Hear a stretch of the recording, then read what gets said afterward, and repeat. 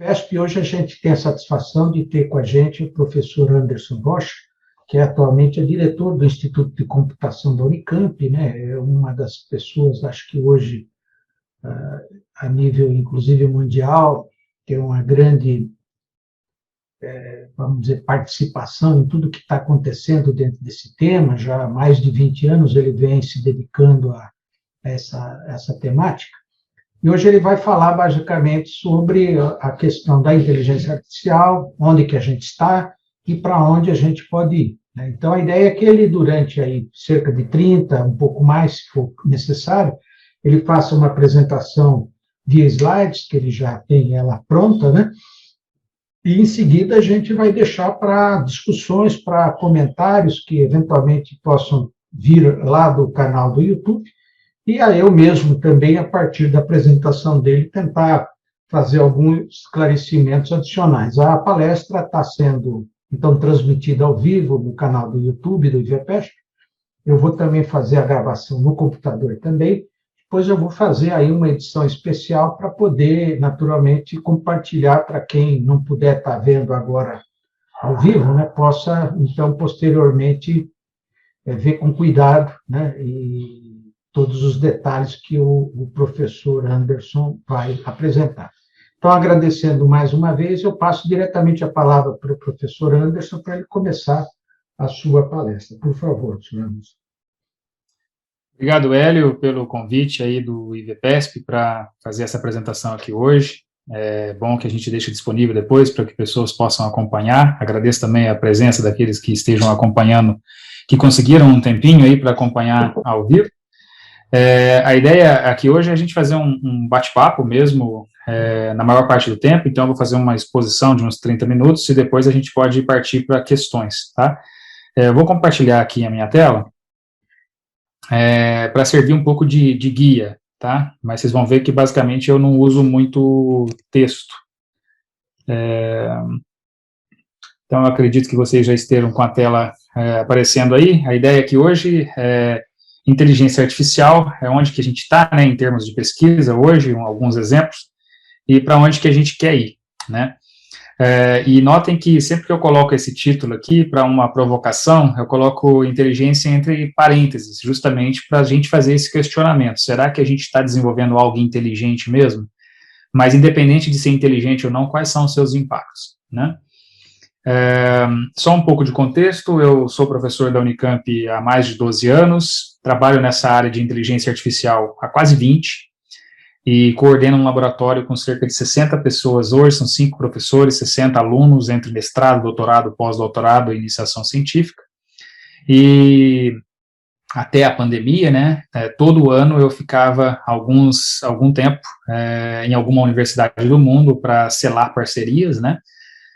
Já tive, por exemplo, no grupo de neurociência de Harvard, com o pessoal na Nanyang Technological University em Singapura e várias outras. Então, há um planejamento no nosso grupo de que todo ano a gente possa estar fazendo essas parcerias, mas com a pandemia, excepcionalmente, a gente não está fazendo. Nós esperamos logo retomar isso, para que nós construamos essas redes, né, essas redes globais para atuar nesses problemas de interesse da sociedade. Então, a apresentação hoje é bem direta. Eu vou falar um pouco de como que começou essa noção de inteligência artificial. Eu vou falar como que ela se relaciona com outras áreas hoje, que nós chamamos de tecnologias convergentes, tá? E elas formam justamente o que nós chamamos de revolução da convergência. E depois, para onde nós queremos ir em termos de desenvolvimento da área de inteligência artificial como um todo, tá? Em que tipo de investigações são de nosso interesse e importantes para a sociedade. Eu gostaria de começar com essa imagem que é bem marcante, embora a nossa história, né, enquanto universo, ela já tenha bilhões de anos, a nossa história, de fato, enquanto humanos, é bem mais curta, né? Então, é impressionante a velocidade com que nós passamos de, basicamente, caçadores-coletores há cerca de 200 mil anos, e chegamos a um ponto que nós somos capazes de tirar fotografias de buracos negros, né? Como foi feito pela Kate Bowman em 2019. Então, é uma evolução muito grande, e com a inteligência artificial nós podemos dar ainda passos maiores. Mas se você analisar o horizonte de tempo em que isso aconteceu, é bem curto. E principalmente nós analisarmos o que aconteceu desde o início do século XX até hoje, é uma explosão em termos de revoluções, tanto na ciência quanto na tecnologia.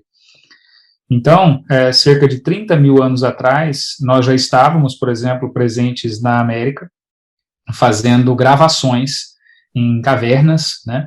E aqui nós temos achados na Serra da Capivara, no Brasil. Para quem não conhece, sugiro a visita. É um lugar maravilhoso, um patrimônio da humanidade, que mostra justamente a presença humana cerca de 30 mil anos atrás, questionando, inclusive, o fato de que os humanos chegaram na América apenas pelo Estreito de Bering. E, na verdade, achados importantes feitos por cientistas do grupo, né, na Serra da Capivara, mostram que há indícios de pessoas na América muito antes disso, né? E aí essa evolução, cerca de 20 mil anos atrás, ela continua com os humanos sendo caçadores-coletores. Eles vão para as cavernas, naturalmente, eles deixam as suas marcas, como na caverna de Lascaux, tive a oportunidade de conhecer em 2019, é maravilhoso também a marca dos humanos, e 20 mil anos atrás nós estávamos em cavernas, e olha onde a gente está hoje, né? Em 10 mil anos nós desenvolvemos a primeira grande revolução, né, a revolução do conhecimento, digamos assim, a revolução cognitiva, e começamos com as primeiras técnicas de agricultura. Logo em seguida, 250 anos atrás, vocês podem ver como que as coisas se aceleram, a gente chegou à revolução industrial, com a primeira máquina a vapor. Em seguida, 200 anos atrás, com a eletricidade, e a partir disso aí tudo explodiu. E, naturalmente, quando você tem tecnologias em que as pessoas não a conhecem, elas causam anseios, né? E não foi diferente naquela época e não é diferente hoje, né? Naquela época, nós tivemos a aparição dos movimentos contrários à evolução tecnológica, principalmente dos conhecidos como luditas, né? E eles justamente questionavam o impacto que a tecnologia causaria nas suas vidas, a grande perda de empregos e as grandes mudanças que as tecnologias estavam trazendo. Naturalmente, alguns desses questionamentos tinham razão, assim como os questionamentos de hoje, e justamente é importante nós entendermos essas tecnologias justamente para sabermos nos preparar para elas, né? Então, hoje também temos esses questionamentos. Bom, da eletricidade, o nosso próximo passo foi o aparecimento da computação. E isso foi há mais ou menos 80 anos atrás, mas com grande explosão por volta dos anos 50. E em seguida, chegamos a cerca de 1 a 2 anos, né, na primeira fotografia do buraco negro, que é uma foto incrível, e que basicamente nasceu da combinação de uma quantidade imensa de dados, algo que nós não tínhamos tido qualquer conhecimento antes para ter feito. E a partir disso, nós temos agora um conjunto de tecnologias que estão convergindo para um certo ponto, né? Tudo isso que está acontecendo, tudo isso que aconteceu nos últimos anos é entremeado pelo que nós chamamos da revolução científica, o aparecimento do método científico e todas as técnicas associadas à questão de verificação científica, de reproduzibilidade, de controle experimental. Tudo isso entremeia esses grandes avanços, né? E, mais recentemente, nos últimos 10 anos, tivemos um grande avanço naquilo que nós chamamos de inteligência artificial, né? Que é justamente essa capacidade de analisar esses diferentes dados e interagir com o mundo. E, para que a gente possa colocar num contexto agora, nós começamos, então, por volta lá de 1760, com a primeira Revolução Industrial, e estamos hoje vivendo a quarta Revolução Industrial, ou a Revolução da Inteligência. Mas se você considera o todo do desenvolvimento humano, nós vivemos hoje a quinta Revolução do conhecimento humano. E nessa quinta Revolução é o que nós chamamos de Revolução da Convergência. Por que é uma Revolução da Convergência? Nós temos, ao mesmo tempo, algumas áreas do conhecimento desenvolvendo-se muito rapidamente e que convergem entre si para um desenvolvimento comum. Essas áreas é o que nós chamamos de GNR IoTI, tá? O G vem de genômica, o N de nanotecnologia, o R de robótica, IoT de internet das coisas e o AI de artificial intelligence, de inteligência artificial. E por que nós temos esses avanços, né? Por que eles estão convergentes? Não sei se vocês se lembram, mas no ano passado, o Prêmio Nobel de Química, ele foi dado, por exemplo, para uma tecnologia ligada à genômica, que é a tecnologia de edição genética. Essa capacidade de edição genética, ela abre para nós possibilidades inimagináveis. Por exemplo, a possibilidade de você editar no código genético doenças que sejam hereditárias, e você encontrar curas para esse tipo de doença. Assim como também editar geneticamente certos alimentos de forma a alterar, a aumentar a produtividade. Claro que há discussões éticas a respeito de várias ações que você pode fazer e deve se discutir mesmo, por exemplo, se alguém tentar usar isso para algum tipo de eugenia, mas o fato é que a técnica está aqui e existe essa revolução da genética e nós temos que discutir a respeito. E ela está desenvolvendo-se muito rapidamente. Então, ela é o que nós chamamos de primeiro componente dessa revolução da convergência. A segunda componente é a nanotecnologia, com elementos, com robôs cada vez menores, com sensores cada vez menores. Nós temos um avanço incrível na área de nanotecnologia, a ponto de sermos capazes, por exemplo, hoje, de desenvolvermos o que nós chamamos de Smart Dust, ou seja, você pode fazer o monitoramento ambiental, monitoramento agrícola, com elementos tão pequenos que se parecem como poeiras, mas com partículas de poeira, mas, na verdade, eles são sensores. E, com isso, você tem um melhor monitoramento de crescimento de plantas, de condições ambientais, condições atmosféricas, e tudo isso produzindo dados a todo momento, que vai ser processado pelo último componente aqui, que é o nosso componente da inteligência artificial, que vai encontrar padrões, analisar padrões e propor soluções. E esses elementos todos não necessariamente estão desconectados, eles podem estar todos conectados entre si, e essa conexão entre eles é aportada justamente pelo que nós chamamos de internet das coisas. Então, tudo isso em conjunto produz uma grande quantidade de dados, complementada, inclusive, pelo desenvolvimento avançado da robótica. Então, se de um lado nós desenvolvemos sensores e nanorobôs, por outro lado a gente também desenvolve robôs em macroescala. Então, centros de distribuição, por exemplo, o Amazon, Alibaba e outros, hoje basicamente tem uma grande força de trabalho baseada em robôs. E o desenvolvimento de robôs está também chegando a um ponto que tarefas que antes eram muito repetitivas podem ser trocadas por esse tipo de equipamento. Então, quando tudo isso está agindo de forma conjunta e convergindo para um ponto, o que nós conseguimos fazer? Né? Muitas coisas. Nós conseguimos, por exemplo, poderemos conseguir lidar com doenças que até esse momento não podia se fazer. O próprio fato da vacina da Covid-19 ter aparecido em menos de 1 ano e meio é algo incrível, e algumas das técnicas envolvem, por exemplo, técnicas de RNA, RNA mensageiro, e isso tudo mostra que essas revoluções dessas diferentes áreas indo para um ponto comum, essa convergência está acontecendo e abre possibilidades muito grandes agora daqui para frente. E especificamente sobre esse último componente que permeia todas as outras áreas, que é a componente da inteligência artificial, há muita dúvida. Muita gente lê nos jornais que alguém usou uma técnica de inteligência artificial para resolver esse problema, para resolver aquele problema, mas poucas pessoas sabem de fato o que é inteligência artificial. Muitas vezes há uma confusão sobre o que é inteligência artificial e o que é, por exemplo, apenas aprendizado de máquina, tá? Então, eu trouxe para vocês hoje o que é a definição mais atual de inteligência artificial.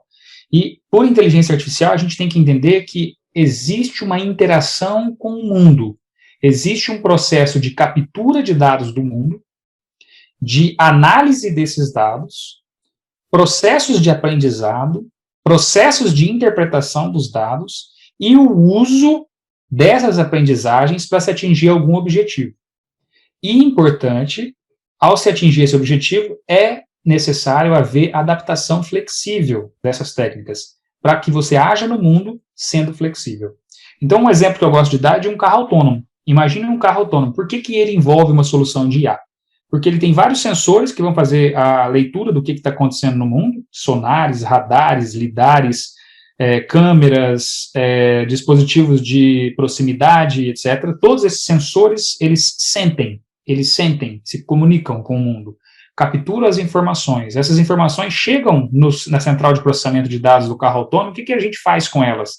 A gente precisa identificar os diferentes sinais de mundo, combinar os diferentes sinais para tomar uma decisão. Esse processo de aprendizado em si, do que o sinal do mundo está trazendo, por exemplo, uma câmera trouxe um sinal de trânsito. Que sinal de trânsito é aquele? Esse processo envolve o aprendizado. É aqui que há o componente de aprendizado de máquina, de machine learning, tá? Mas esse componente de machine learning, ele apenas é uma parte de um campo muito maior chamado inteligência artificial. Porque após o processo de aprendizado, nós temos que interpretar o aprendizado. E esse processo de interpretação do aprendizado, ele já sai da esfera simples de machine learning, ele já tem toda uma questão de representação do conhecimento e de interpretação do conhecimento. Então, nesse caso, nós temos a parte de interpretação.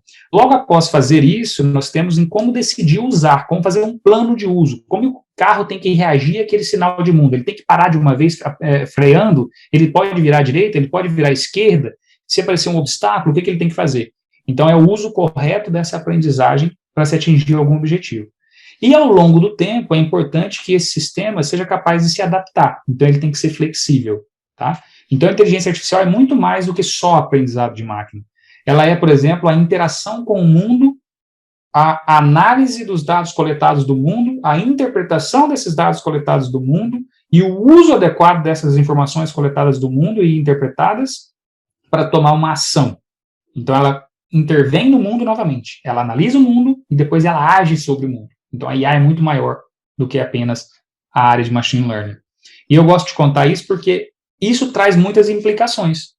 Isso traz implicações de, por exemplo, como que nós capturamos os dados, como é que são as políticas de privacidade, como é que são as políticas, por exemplo, em relação a vieses que podem existir nesses dados capturados do mundo, preconceitos, algoritmos que sejam justos, que respeitem diferentes situações, que tratem, por exemplo, de desbalanceamentos que podem existir num determinado problema.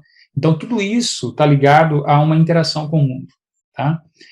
Só que inteligência artificial, ao contrário do que muita gente pensa, não surgiu nos anos 50 com um paper fundamental Can Machines Think, do Alan Turing. Ele surgiu já discussões muito antes disso. Curiosamente, nós fomos levantar, uma das primeiras discussões sobre IA já acontecia na mitologia grega, em que é narrado, né, a história de um autômato de bronze. Notem que o nome aqui não é o robô, não existia o termo robô ainda, ele foi só cunhado em 1920, na República Tcheca. Então, um autômato era um ser que age de forma autônoma, né? Então, age como se fosse um robô, mas não se usava o termo. E era encarregado da proteção da ilha de Creta, né? Foi criado pelo deus da metalurgia. Então, foi uma das primeiras narrativas de um ser autônomo. E depois foi revisitado em 350 a.C.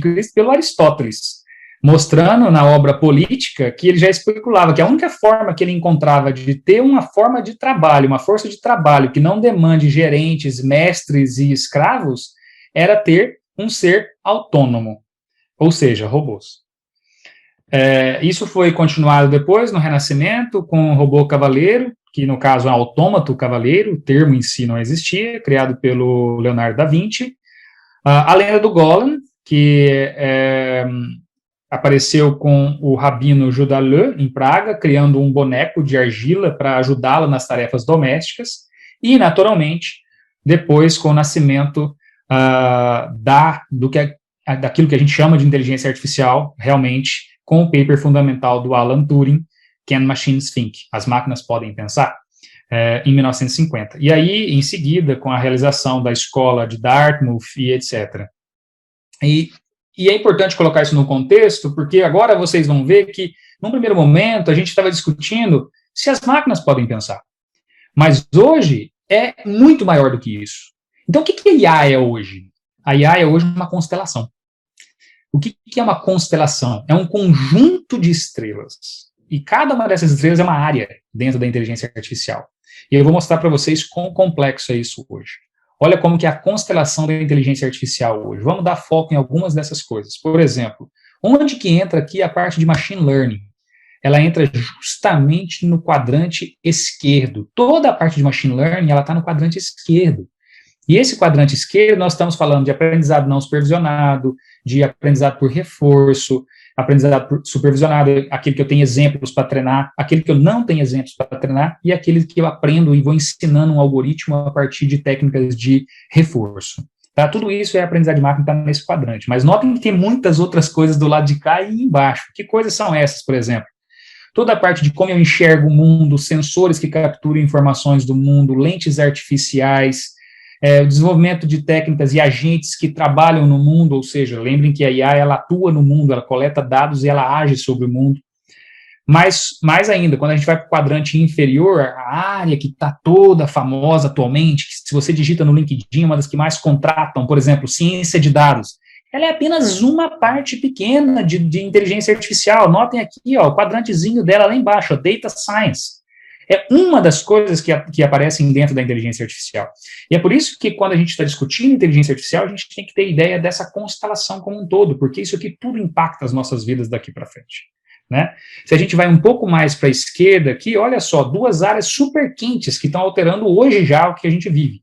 Embodied AI, ou seja, o desenvolvimento de sensores que vão fazer parte das próprias vestimentas, robôs que vão poder nos auxiliar nas atividades, ou, por exemplo, substituição de certas partes do nosso corpo, por exemplo, com técnicas baseadas em robôs, como ciborgues. Por exemplo, eu quebro um braço, eu posso ter uma prótese que seja inteligente, que pode se movimentar de maneira mais, com maior grau de liberdade.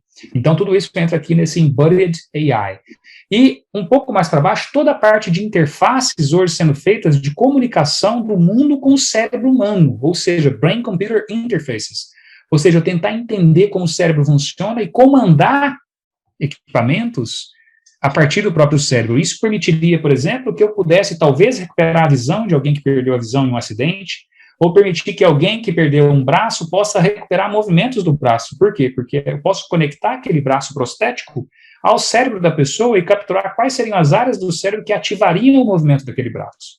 Então, tudo isso está dentro da área de Brain-Computer Interfaces.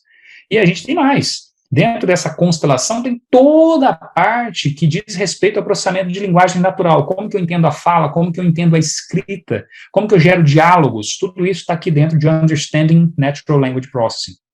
Então, quando eu falo de IA, eu estou falando de algo muito maior. E não é apenas o que a gente lê no jornal, que alguém usou IA para fazer isso ou fazer aquilo. O número de possibilidades de oportunidades aqui é gigante. E eu acho que o Brasil precisa entender isso. Eu acho que o Brasil precisa entender de uma vez, como alguns outros países do mundo entenderam, como a China, por exemplo, entendeu, como os Estados Unidos entenderam, que a próxima revolução, ela acontece agora. E ela é a revolução da inteligência artificial. Então, nesse contexto, eu gostaria de falar para vocês um exemplo que mostra a IA. Desde o processo de captura de uma informação de mundo até o processo de uma tomada de decisão. Então, eu trouxe para vocês aqui uma técnica que nós desenvolvemos em 2020 no nosso laboratório, que é um teste de Covid-19. Alternativo ao teste do PCR. Esse teste foi patenteado e está licenciado para o LACEN, que são os laboratórios associados à Anvisa, e estão em testes práticos. Tá? Então, para ficar bem claro em que contexto eu estou falando aqui, até para não delongar muito, nós trabalhamos, então, com testes sanguíneos. Nós retiramos uma amostra de sangue do indivíduo para analisar as moléculas presentes no plasma. Por quê? Porque todo indivíduo, todo sistema biológico produz, transforma e consome pequenas moléculas o tempo todo. E o nosso objetivo aqui era justamente descobrir quais são alteradas pela presença do vírus. Então, essa área se encaixa no que nós chamamos de metabolômica, ou seja, como que o indivíduo interage com o mundo. Se lá em cima eu tenho a genômica, que é quando eu olho o código genético, e depois disso eu tenho, por exemplo, a transcriptômica, que eu olho uma informação de DNA sendo traduzida para um mRNA, como a Pfizer fez, como a Moderna fez, por exemplo, na vacina da Covid-19, no nosso caso, em parceria com a USP e com pesquisadores de Manaus, nós olhamos uma área chamada metabolômica, que olha a interação com o indivíduo, do indivíduo com o mundo, que é o fenótipo, ok? E justamente nós precisamos usar a inteligência artificial aqui, porque tem todo um processo de captura de algo do mundo, lembrem, o sensor que analisa o mundo, ele vem com 20 mil números, por exemplo, que dizem respeito a diferentes metabólitos que vão estar presentes no sangue, e a nossa pergunta é, quais são aqueles que dizem respeito à presença ou não do vírus? E nós já temos experiência com isso, já fizemos antes para o Zika, fizemos para diabetes, etc., mas especificamente em 2020 focamos em Covid. Começamos com plasma, passamos por um espectrômetro de massa, que é o equipamento que lê esse plasma e faz essa análise do mundo, gera para a gente quais são as moléculas presentes, e aí a inteligência artificial depois, ela busca quais são os marcadores, quais são as moléculas que foram alteradas com a presença do vírus, tá? E existe o humano no loop para verificar se esses marcadores têm sentido, ou se são, por exemplo, ligados à presença de antibiótico ou alguma outra coisa, tá? Então tem todo um processo aqui de feedback, em que o algoritmo vai se refinando, ou seja, ele vai se adaptando flexivelmente ao longo do tempo, como é na própria definição de IA. E ao final, nós descobrimos quais são os ácidos graxos, quais são os lysopcs, quais são os prostanoides presentes no sangue que foram alterados com a presença do vírus. E esse teste, ele acerta mais de 90% quando o vírus está presente no corpo humano. Então, como eu disse, hoje ele já está em testes pelo LACEN. Então, isso aqui é só para dar um exemplo para vocês de algo que analisa o mundo, coleta dados, faz um processo de análise desse mundo, cria um mecanismo de aprendizado, retorna uma resposta para o humano, verifica com o especialista se ela tem sentido e tem todo esse processo de interação com os humanos até refinar uma solução. Notem que durante muito tempo, muita gente queria desenvolver as soluções as mais automáticas possíveis que o humano não faz parte. A gente tem notado cada vez mais que o humano precisa fazer parte do loop de decisão de um algoritmo de inteligência artificial. Tá? Então, todas essas mudanças, elas estão acontecendo e trazendo desafios. Essas mudanças têm acontecido, por exemplo, no mercado de trabalho. Com esses novos algoritmos, como vai ficar o mercado de trabalho no futuro? Será que vai ser como o Harari fala em seus livros? Nós vamos ter uma elite tecnológica e científica que sabe o que está acontecendo, que é importante para a economia, e uma grande parte das pessoas que não vão conseguir se atualizar e vão ser deixadas à margem? Será que vai ser assim? E se for assim, enquanto governo, o que nós podemos fazer para incluir novamente essas pessoas? Que tipos de políticas públicas nós podemos fazer para trazer essas pessoas de modo que elas estejam aptas ao novo mercado de trabalho no século XXI? Então, são questões importantes que nós precisamos decidir. O caminho vai ser, por exemplo, a renda mínima universal, ou vai ser um caminho de qualificação universal? Então, os governos próximos vão ter que pensar isso. E eu acho que, nesse sentido, o Brasil está muito atrás de outros para discussões nessa modalidade. Nós não estamos discutindo a inteligência artificial como deveríamos enquanto país. Isso já faz muitos anos. E eu acho que a gente precisa urgentemente de um plano nacional para o desenvolvimento de inteligência artificial o quanto antes. Outro setor intimamente ligado a isso, a formação é continuada. Enquanto nos anos 70, 60, por exemplo, o indivíduo entrava na escola e ele achava, bom, eu acabei a escola, agora vou para o mercado de trabalho, não preciso me preocupar mais. Isso não existe mais. A formação agora ela é continuada, porque o conhecimento muda o tempo todo. E se você não tem essa noção de formação continuada, você fica desatualizado rapidamente.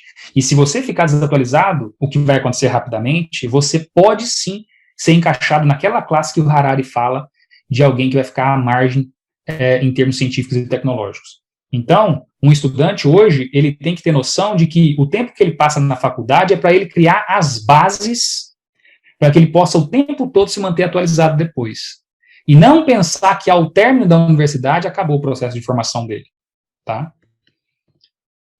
Outra coisa, enquanto até hoje a gente discutia economia, pensando sempre na função cliente-provedor, alguém provê um serviço, outro compra, alguém provê um produto, outro compra, a economia agora é de multidão, em que cada indivíduo pode ser um produtor e um consumidor ao mesmo tempo. Vejam os casos em que as pessoas criam coisas de suas próprias casas, e elas conseguem vender rapidamente com a conectividade que nós temos. E a tendência é que isso mude cada vez mais, principalmente com essas lojas que permitem todos esses sistemas, esses ecossistemas de relação entre cliente e consumidor. A gestão de conteúdo também agora é em massa. Nós não temos mais um canal de televisão que gera o conteúdo que todo mundo vai assistir às 7, às 8 e às 9 da noite. Claro, ainda existem alguns brasileiros que fazem isso, mas é possível que dentro de alguns anos, praticamente todo o conteúdo consumido no mundo seja gerado na internet, e seja consumido na internet, e seja gerado não só por grandes outlets, grandes canais de comunicação, mas também por pessoas comuns, como está sendo hoje. Isso vai ficar cada vez mais intensivo. Nós vamos passar de uma medicina que hoje, basicamente, ela reage a uma determinada doença, e vamos ter capacidade, graças às técnicas de nanotecnologia, os dispositivos de nanotecnologia e sensores, vamos passar por uma análise de reativa para preventiva, ou seja, analisando toda uma massa de dados, pode ser que nós identifiquemos muito antes a presença de uma determinada doença. E isso facilita o tratamento que pode ser feito. Então, passar da medicina reativa para a preventiva vai ser o grande ganho para a gente em termos de evolução. Hiperpersonalização. Hoje, as pessoas, elas pagam por algo que seja personalizado para elas. E nós não temos mais aquela produção em que o foco é simplesmente ter um produto. As pessoas hoje, elas pagam mais para ter algo que atenda a elas. Vejam, por exemplo, que você vai assinar o serviço de streaming que mais te adequa porque ele recomenda melhor os filmes para você, ele recomenda melhor as músicas para você. Você não quer comprar qualquer camiseta, por exemplo, você quer particularmente uma camiseta que foi feita sob medida para você. Então, a tendência é que isso seja ainda mais aumentado com essas revoluções que estão acontecendo, com essa revolução da convergência. Muito bem. Nós temos automaticamente, com toda essa massa de dados, aquela questão. E aí, como que fica a questão do que é real, o que é verdadeiro? E a luta contra as fake news? Algo que tem que ser pensado.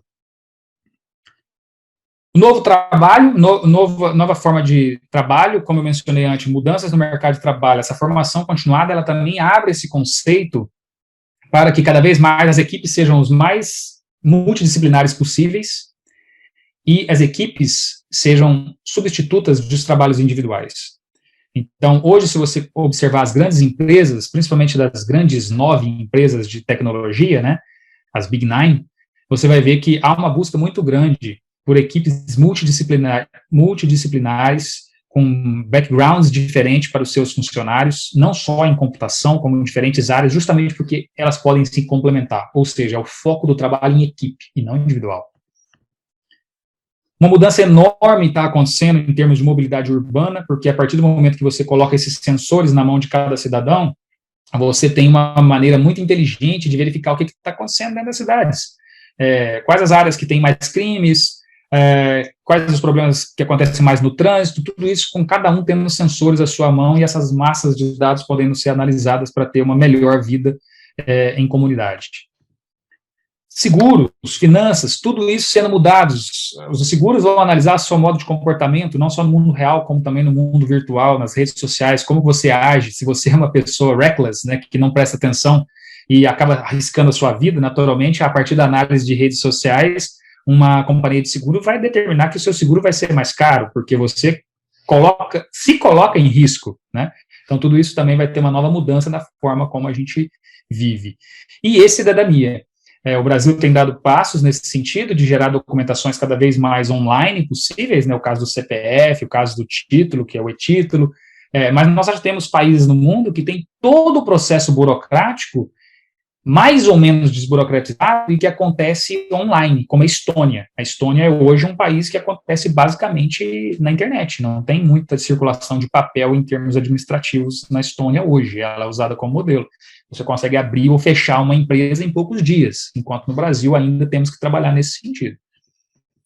Muito bem, então aqui as áreas de grandes mudanças. E para a gente ir na linha de encerramento, isso tudo vai trazer desafios em termos de ecologia, como que a gente desenvolve de forma sustentável, como a gente usa esses dados coletados do mundo para ter um desenvolvimento sustentável, como que a gente também atua no clima, dado que a gente tem sensores para isso agora, o que pode ser feito em termos de revolução da convergência para atuar? Como que a gente aumenta a produtividade agrícola, em que começa a haver agora estudos em que não necessariamente mais área de terra significa maior produtividade.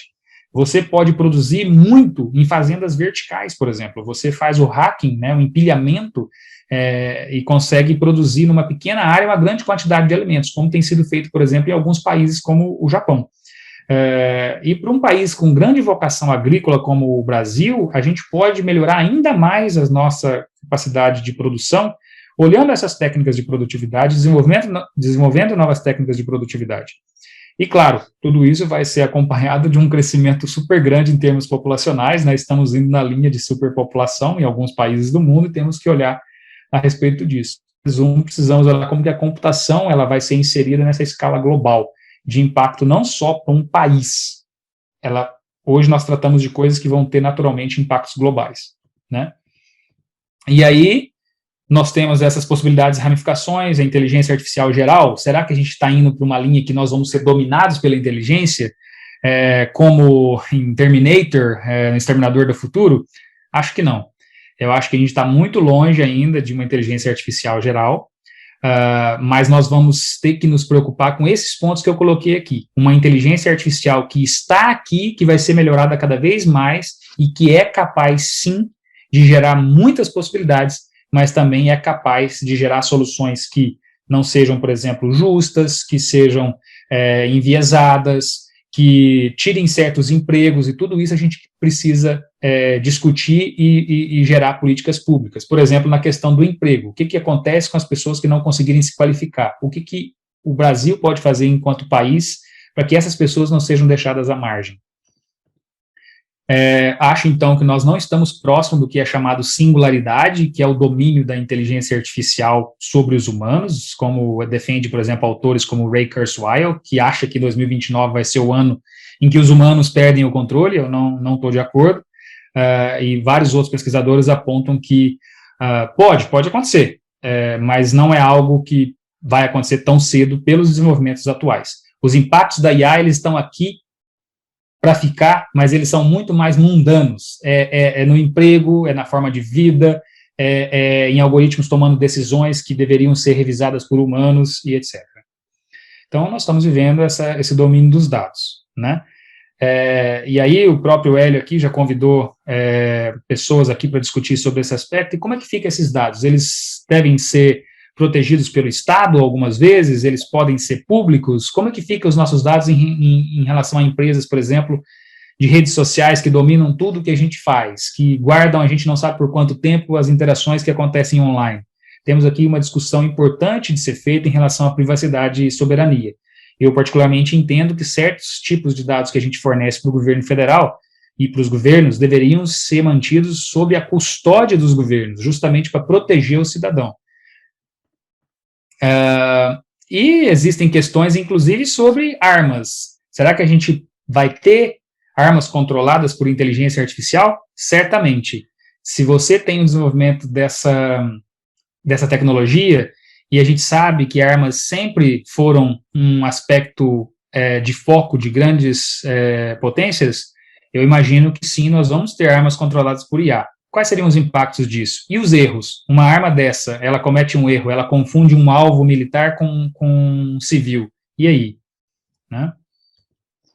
Muito bem. Então, finalizando isso tudo, eu quis trazer esses tópicos aqui, a gente pode entrar em mais detalhes nas discussões. A gente quer ir para onde? Para uma situação em que a gente seja capaz de desenvolver esses algoritmos que não sejam caixas pretas.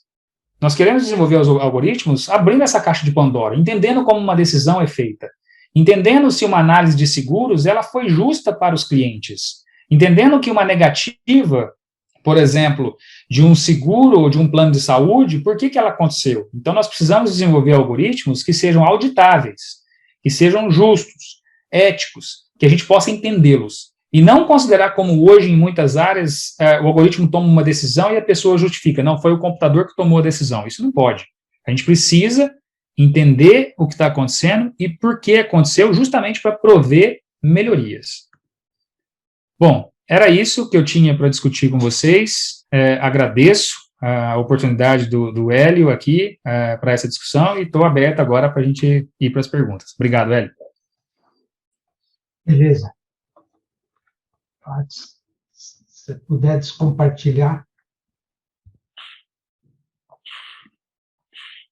Beleza, ótimo. Nossa, acho que você foi muito completo, eu acho que deu até uma ideia, e essa sua aquela imagem onde você coloca a inteligência artificial, você coloca todos os braços, né, que são importantes, e colocando realmente, por exemplo, a ciência de dados, né, num espaço que ele, de certa forma, dentro da inteligência artificial é uma coisa quase que minoritária, e eu sempre tinha a imagem de que a partir dos dados é que a gente pode avançar, e pelo que eu vi na tua explanação, não é bem assim a coisa, né? É isso mesmo? Não, é isso mesmo. Os dados são uma parte da história. Nós temos que olhar desde o hardware que nós precisamos para fazer essa interação com o mundo e a coleta desses dados, todo o processo de preparação desses dados, de aprendizado, aí entra a parte de aprendizado de máquina, né? E depois, qual é o processo em que eu vou retornar para o mundo? Qual vai ser a minha ação no mundo? Então, a inteligência artificial ela é muito maior do que, por exemplo, abrir o LinkedIn e estar procurando lá uma vaga de cientista de dados. O cientista de dados é necessário? Com certeza. Nós precisamos, enquanto país, e a própria estatística hoje de contratação mostra que nós temos menos cientistas de dados do que o mercado precisa, mas se você pensar em inteligência artificial, a gente precisa de muito mais profissionais. Nós vamos precisar de profissionais que entendem, por exemplo, de sensores de captura. Que tipo de sensores a gente pode ter para capturar o mundo, para resolver um problema numa indústria 4.0? Se você quer otimizar uma linha de produção, o que é necessário? Todo o desenho da indústria 4.0, ele vai desde o sensor de captura até o processo de produzir o produto, né? E a inteligência artificial, ela é muito maior do que você olhar só o dado depois. Entendi. Agora, me fala o seguinte, nessa questão, recentemente foi o governo brasileiro editou um documento sobre essa questão da inteligência artificial, né? Eu tenho visto alguns comentários que esse documento, né, ele está muito aquém daquilo que realmente deveria ser. Você poderia comentar um pouco? Com certeza. Se nós pensarmos no documento em si, certamente é um avanço em relação a nada, né? Eu acho que até aquele momento nós não tínhamos uma política, pelo menos mostrando algumas diretrizes a serem tomadas, e é importante, é um passo, mas eu acho que a gente precisa ser muito mais agressivo. Pelo tamanho do Brasil, pela força que o Brasil tem em formação de profissionais que são requisitados no mundo. Se você tem formação em engenharia, computação no Brasil, esses caras são prioridade de contratação em outros países, né? Em empresas do exterior. Então, nós temos mão de obra. Nós precisamos melhorar o número dessa mão de obra e, muitas vezes, a qualidade também, porque alguns precisam de certas complementações na formação. Mas um país como o Brasil, a gente tem que ser muito mais agressivo numa política de inteligência artificial. Por exemplo, como tem sido a China. A China é um exemplo que serve muito mais do que os Estados Unidos, porque os Estados Unidos, a gente classicamente já conhece os Estados Unidos como uma potência, e naturalmente ele vai querer continuar ocupando essa posição. Mas a China, num discurso do primeiro-ministro, alguns anos atrás, ele falou: a China perdeu a primeira revolução industrial e a segunda, bem como não conseguimos acompanhar a revolução da computação. Mas certamente seremos atores principais na revolução da inteligência artificial. Então, se você vê o quanto a China está investindo, não só no setor de pesquisa em universidades, mas também em venture capital, governo entrando como venture capital de várias startups, que vão ter presença mundial depois. Então, o projeto chinês para a inteligência artificial de ser a maior potência do mundo até 2030 vai a todo vapor. E quando a gente pensa no documento brasileiro, a gente tem que ser muito mais amplo. A gente tem que ter uma política de como incentivar startups de tecnologia, como que elas podem retribuir depois, quais as áreas de interesse do Brasil hoje. Se a gente pensar em Brasil, quais áreas prioritárias para o Brasil no desenvolvimento da inteligência artificial? É saúde? O Brasil quer ser uma referência em técnicas de saúde? Não está claro no documento hoje. Eu acho que a gente tem que ser mais agressivo nesse sentido, de pensar em que áreas o Brasil pode se destacar. Por exemplo, nós somos naturalmente o celeiro do mundo. Produzimos alimento demais. Mas será que vai ser assim a vida inteira? Será que a inteligência artificial não poderia trazer muito mais produtividade e um custo menor? Então, algo desse tipo, esse passo a mais para a gente ter um plano nacional que realmente sirva de referência, nós precisamos no Brasil. Então, e você, com toda a tua experiência, e do conhecimento também que você tem do Brasil e das nossas universidades, qual que você entende que deveria ser, se você pudesse citar 3 focos que a gente deveria concentrar nessa área de inteligência, o que você citaria? Eu acho que a primeira delas é saúde. Eu acho que o Brasil tem um grande gasto com saúde e poderia ser muito otimizado e dando um melhor serviço à população. Bom, não tome isso como alguém que tem a resposta final, tá? Pela minha experiência, eu acho que são áreas que deveriam e poderiam ser muito impactadas, né? Uma segunda, eu acho com certeza que a gente poderia melhorar muito a questão de produtividade de alimentos e garantir que ninguém passe fome, gerando alimentos em baixo custo. Então, eu acho que a tecnologia podia ajudar muito nesse sentido, ajudar o pequeno produtor, que hoje a gente pensa em tecnologia aplicada apenas ao grande produtor, mas a gente tem que saber que 60% da produção alimentar brasileira é feita por pequeno produtor.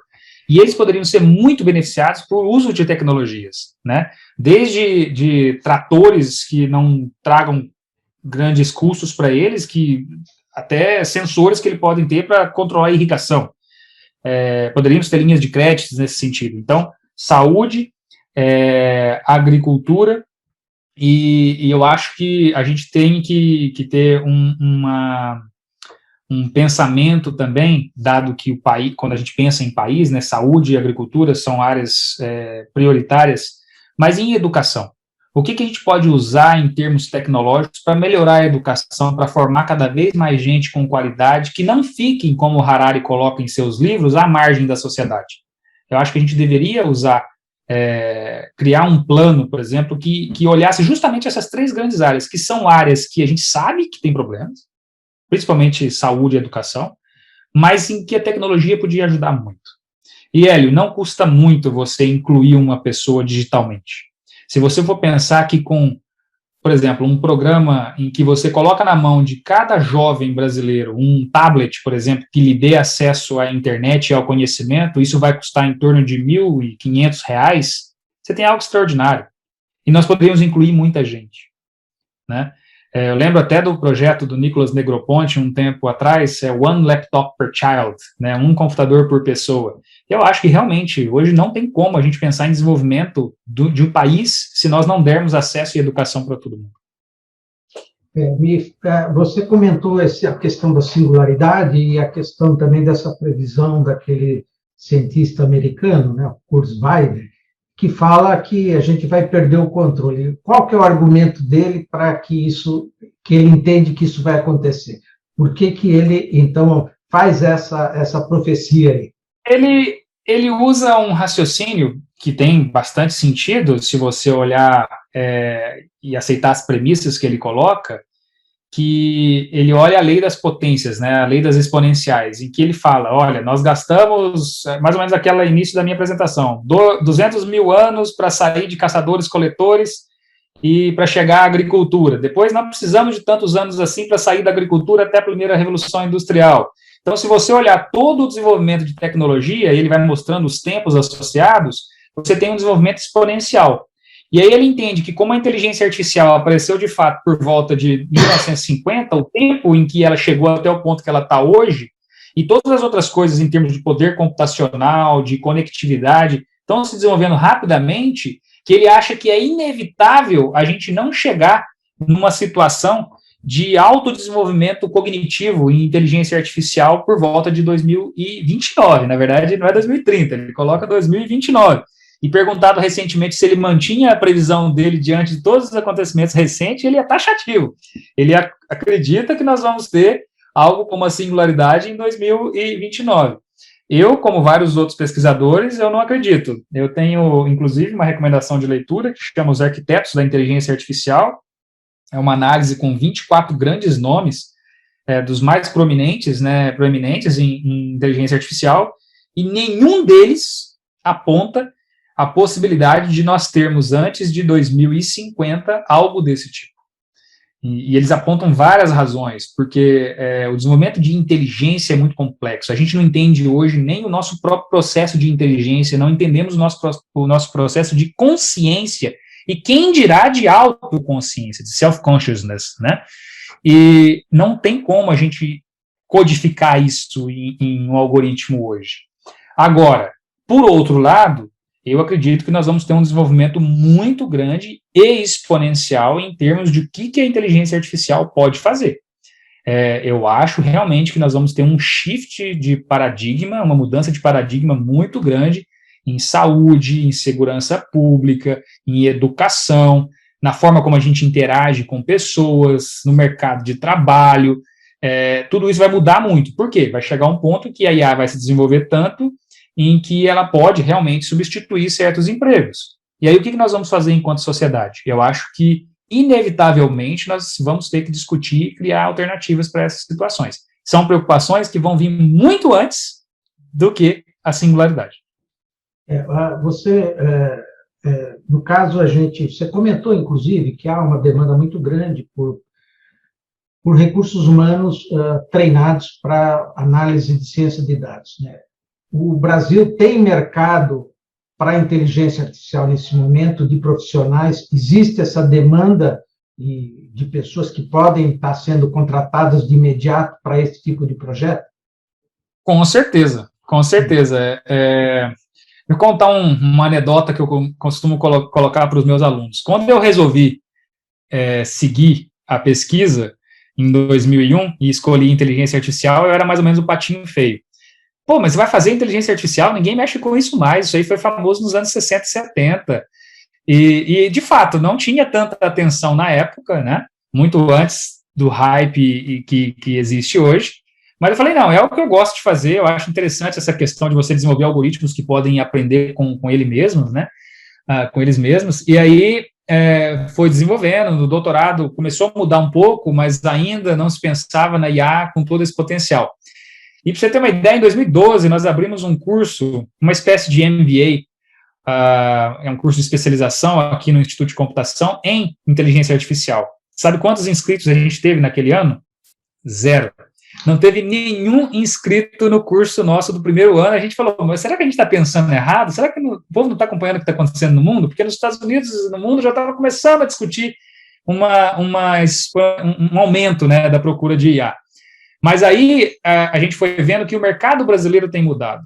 Os empresários brasileiros, eles têm visto que para eles se manterem competitivos, eles precisam de inovação. E hoje, falar em inovação sem inteligência artificial é praticamente uma ação natimorta. Você não tem como ter inovação sem inteligência artificial. É muito raro você ter um setor da economia hoje que vai conseguir inovar sem usar nenhum tipo de análise de dados, né? Então, há um mercado quente no Brasil hoje. Poderia ser melhor, como eu te falei, se nós tivéssemos um incentivo dos governos estaduais e federal com um plano, por exemplo, maior, mais agressivo, falando, olha, em 10 anos o Brasil tem que ter isso, mas independente disso, principalmente no estado de São Paulo, no Rio Grande do Sul, em Pernambuco, vários desses locais têm grandes hubs, né, de desenvolvimento em inteligência artificial, e o mercado está absorvendo bastante bem, justamente porque os empresários viram que é importante essa questão na inovação. Você fez um comentário do trabalho, até citou esse trabalho sobre a questão do Covid, né, desse teste. Você podia detalhar um pouquinho mais? Quer dizer, esse trabalho que vocês fizeram usando a inteligência artificial já tem patente, já está sendo em desenvolvimento. O processo para ver o que é, você vai ter que tirar um pouco de sangue da pessoa para poder dar algum diagnóstico, é isso, né? Isso. O processo, não sei se você conhece, mas o processo de teste do PCR, ele é um processo que envolve uma reação em cadeia de polimerase, né? Ela é um processo que demora, por isso que quando você faz o teste do PCR, ele demora no mínimo horas para sair o resultado, e ele é bastante complicado, tanto para a pessoa que faz o exame, porque tem uma inserção de um cotonete pelo nariz e é dolorido, quanto para a pessoa que aplica o teste, que ela corre o risco, né? Ao retirar o cotonete, o vírus vai estar com partículas no ar e ela pode se contaminar. Então, o nosso objetivo era, será que a gente consegue fazer algum tipo de detecção baseado no sangue? Mas não esse teste rápido de farmácia, algo que seja mais eficaz. E aí a gente recorreu justamente à análise de espectrometria de massas, que é uma área já estabelecida na química, que ela vê a assinatura mesmo em termos de moléculas, né? E aí a gente fez a observação de que, naturalmente, se o vírus estiver presente no sangue, a gente fez a hipótese de que ele alteraria certas moléculas. E, de fato, a gente conseguiu comprovar isso ao analisar centenas de pacientes. Então, o processo é, uma enfermeira, por exemplo, faz uma extração do sangue, a gente separa com aquele equipamento que faz a separação de sangue e plasma, né, a gente separa aquela parte do plasma, o plasma passa pelo equipamento de espectrometria de massas e nos dá essa assinatura que os algoritmos de inteligência artificial verificam para ver quais moléculas estão sendo modificadas. Se as moléculas modificadas condizem com o padrão que ele aprendeu da presença do vírus, ele aponta que tem a presença do vírus no organismo. Então, o processo ele já foi terminado, a gente já fechou, o software já está registrado no INPI, a patente já foi feita e está licenciada, inclusive, para o LACEN, e agora o próximo passo, dois próximos passos. O primeiro deles é o LACEN confirmando tudo que a gente conseguiu em laboratório, o licenciamento da Anvisa, para que ele possa ser usado gratuitamente. A Unicamp, nesse caso, cedeu ao LACEN de forma gratuita, e a gente já está estendendo essa técnica para controle de qualidade de alimentos. Então, a gente tem bastante interesse em usar esse tipo de metodologia para ver, em determinados alimentos, quais moléculas são alteradas quando há falsificação. Um exemplo, você já deve ter ouvido falar, leite falsificado. O pessoal coloca elementos no leite para que ele tenha um tempo muito maior de prateleira, né? Então, a gente imagina, e já temos indícios, de que certas moléculas vão ser alteradas quando você insere certos elementos químicos no leite para aumentar a durabilidade. A mesma coisa com azeite falso. Você coloca óleo de soja no azeite e a gente, com essa técnica que a gente desenvolveu, a gente está fazendo a hipótese de que a gente vai conseguir identificar moléculas de soja, né, de azeite de soja, ali, de óleo de soja presentes no azeite. Então, a gente consegue apontar que um azeite dito 100% puro, na verdade, não é. Então, essa técnica também tem essas ramificações. Agora, no caso, de novo, do Covid, desse teste, ele, do ponto de vista econômico, ele é factível, vamos dizer assim? Ele custa metade do PCR. Metade, isso é importante. Um exame do PCR custa cerca de R$70, é o custo que o governo paga, tá? Não é o custo que você vai pagar se fizer por conta própria, que vai ser 300 e tantos reais. Tá. Mas o custo de um teste PCR é 70, o nosso é em torno de 35 a 40. E a grande vantagem é que não demanda nenhum insumo importado, ele pode ser feito diretamente com tudo que é fabricado no Brasil. E qual é o tempo vamos dizer, de que 6 minutos a 8 minutos.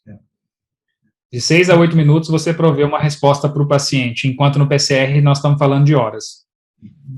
E agora, no caso também, você está falando do espectrômetro que é utilizado, isso aí vai ser possível ser feito em qualquer laboratório ou é uma coisa que vai estar mais voltada realmente para instituições de pesquisa como vocês têm aí? Não, são laboratórios de bioquímica, nós fizemos um levantamento, nós temos pelo menos entre 30 a 40 laboratórios no Brasil que têm equipamentos compatíveis com o que nós utilizamos. O equipamento que nós utilizamos foi um empréstimo que nós tivemos, o nosso estava quebrado, nós tivemos um empréstimo da Universidade Federal do Rio de Janeiro e de parceiros que trabalham junto com a CBF, eles trouxeram o equipamento e colocaram em empréstimo para nós, e a gente verificou que no Brasil tem pelo menos de 30 a 40 outros equipamentos equivalentes, e você pode produzir muitos testes nesse sentido. Então, ele não é como um teste que você vende na farmácia, naturalmente, porque você precisa desse equipamento, espectrômetro, que não é barato, tá? Um equipamento desse custa em torno de R$1 milhão, pelo menos, mas no Brasil nós temos uma base instalada em termos de laboratórios de bioquímica muito capaz de analisar essas amostras, e mais importante é que não exige um grande treinamento prévio, né? Basta você ter uma enfermeira, por exemplo, que faz a coleta de dados ali, a coleta do sangue, que já é uma medida cotidiana para os hospitais e etc. Então, algo que a gente acredita ser bastante factível. E um outro ponto, que tem uma aplicabilidade para a indústria muito grande. Nós conseguimos fazer o que nós chamamos de teste em pool. Então, o que é um teste em pool? Se você tem uma empresa e ela tem, por exemplo, 50 funcionários, a gente consegue passar de 20 em 20 no equipamento. Então, aquilo que custa R$40, na verdade, vai ser dividido. Porque R$40 é uma passagem, mas eu posso passar a amostra de 20 pessoas de uma vez. Se a máquina responder que todo mundo está negativo, então todos estão liberados. Isso não pode acontecer no hospital. No hospital eu não posso fazer análise de pool, eu tenho que fazer análise de um por um, porque eu preciso de tratamento imediato. Mas numa empresa, a probabilidade é que a maior parte não esteja contaminada. Então eu faço análise do pool. Se de 20 em 20 nenhum está contaminado, libera. Ah, mas aí deu um pool, desses 20 apareceu alguém contaminado. Aí agora eu tenho que fazer individual para saber qual deles estava contaminado. Então dá para paralelizar esse processo. Vou fazer uma última pergunta, que a gente já chegou aí a 1 hora, e eu sei que você tem outros compromissos, como você citou no início, né?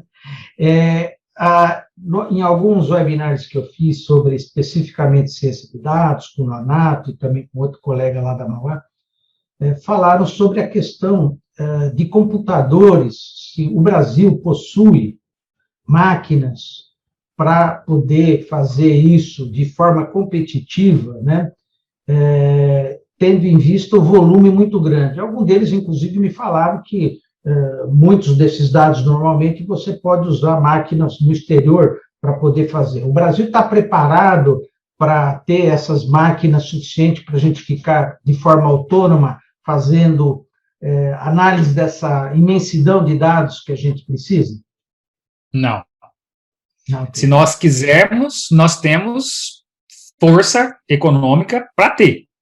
Que você, como muitas outras pessoas que estão inseridas nesse meio aí de informação, sabem que o Brasil tem muito dinheiro. Então, nós não somos uma economia pequena, nós somos poderosos, nós somos a 8ª economia do mundo. Então, se nós fizermos um plano nacional, eu acredito que, havendo investimento adequado, nós podemos correr atrás. Mas se você for pensar hoje em capacidade instalada, nós não temos equipamento para processar dados dessa quantidade.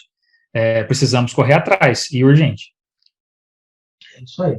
Então, você vê que são muita coisa, porque, como você falou, da inteligência artificial tem tantas vertentes que precisam ser analisadas, e a gente precisa ter, é o que você falou no caso da educação, quer dizer, como é que você vai avançar a educação se você não dá pelo menos para cada aluno um laptop? Então, no caso aí da inteligência também, você tem que ter, para quem vai desenvolver, você tem que dar a capacidade de computação suficiente para que esse trabalho possa ser feito, né? E a gente não depender, exatamente, por exemplo, de fora. Então, eu acho que...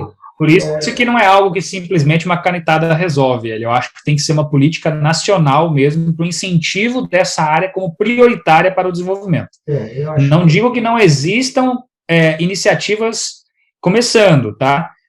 Nós temos algumas, principalmente do programa de desenvolvimento prioritário do MCTI, temos a FAPESP, que lançou recentemente editais nesse sentido, mas nós estamos acordando tarde. Eu acho que nós precisamos não só disso, nós precisamos ser mais agressivos nesse termos de investimento, porque a máxima é antiga. Para você inovar, você precisa gerar conhecimento, ter educação, e não tem como. Então, inteligência artificial é a mesma coisa, nós precisamos de um plano nacional. E acho que você colocou bem os 3 temas que eu também concordo, pelo que eu acompanho, questão da saúde, agricultura e educação, né? São os temas, assim, críticos para o país, né? A gente está vendo o caso da pandemia, né? A desgraça que a gente está passando por falta realmente de uma infraestrutura, né? E a educação, que com a pandemia, quantas coisas, já há 2 anos, já praticamente, que a gente vai estar perdendo. E para você conseguir trazer esse pessoal que já está abandonando e que desanimou, é fundamental investir nessa área aí, né? Aproveitar a inteligência artificial para ajudar nessa questão de recuperar toda essa massa. Já a gente está perdendo muita gente, e agora vai perder muito mais. Então, eu acho que esse caminho é muito bom. Bom, Anderson, queria te agradecer mais uma vez aí pela sua brilhante apresentação. Eu acho que todo mundo que quer conhecer o tema, eu acho que o teu webinar vai ser mais do que suficiente para a pessoa ter uma visão geral, né? Queria agradecer também as pessoas que estão nos acompanhando ao vivo no YouTube. Eu vou, então, depois, na versão que eu estou gravando no meu computador aqui, eu vou fazer uma edição especial e vou disponibilizar lá. Lá, naturalmente, vai continuar a versão que está sendo, né, feita via YouTube também, né? E queria, então, agradecer mais uma vez e passar a palavra para você, para a gente poder, suas considerações finais, para a gente encerrar esse webinar. Joel, obrigado mais uma vez pelo convite, obrigado às pessoas que assistiram. Se puderem divulgar o máximo possível, como educador, eu sinto que é uma tarefa, uma obrigação discutir esses aspectos o quanto mais melhor, porque eu acho que nós precisamos pensar no país agora e como a gente pode incentivar a inovação, a geração de conhecimento. Então, aqueles que puderem divulgar esses vídeos aí depois, por favor, o façam. Se tiverem dúvidas, entrem em contato comigo, anderson.rocha@unicamp.br. E, Hélio, sempre que você precisar, conte comigo, estamos aí dispostos a falar. Quanto mais você precisar, falaremos a respeito de inteligência artificial e seus impactos. Obrigado. Obrigado. Um abraço, boa noite a todos. Até a próxima semana a gente volta aí. Obrigado, Anderson. Boa noite para você. Obrigado, boa noite. Tchau, tchau.